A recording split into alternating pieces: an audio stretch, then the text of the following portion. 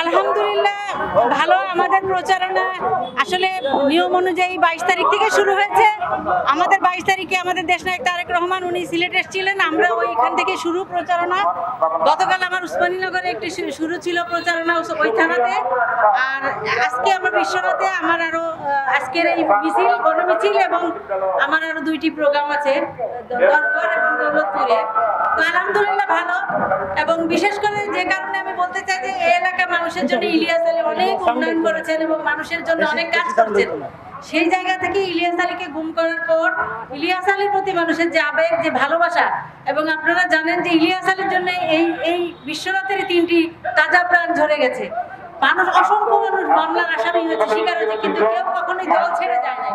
আজকে আমার মনে হয় এই বিশ্বনাথের মানুষ তার বিবেকের তাড়নায় ইলিয়াস আলীর কথা মনে করে, ইলিয়াস আলীর উন্নয়নকে স্মরণ করে আমাদেরকে সমর্থন দেবে এবং ধানের শীষে ভোট দেবে ইনশাল্লাহ। বারবারই বলছি যে দীর্ঘদিনের একটি প্র্যাকটিস যে মানুষ ভোট কেন্দ্রে যায় নাই, এখন আমরা আশা করছি যে একটি সুন্দর এবং স্বাভাবিক পরিবেশে ভোট অনুষ্ঠিত হবে, সেখানে কোনো ধরনের কোনো অপ্রীতিকর ঘটনা ঘটার সম্ভাবনা নাই। আমরা তাদেরকে উৎসাহিত করছি এবং আমাদের নেতাকর্মী সার্বক্ষণিকভাবে তাদের এই ভোট কেন্দ্রে নিয়ে যাওয়ার ব্যাপারে সহযোগিতা করবে এবং সবাই ভোটে যাবে ইনশাল্লাহ।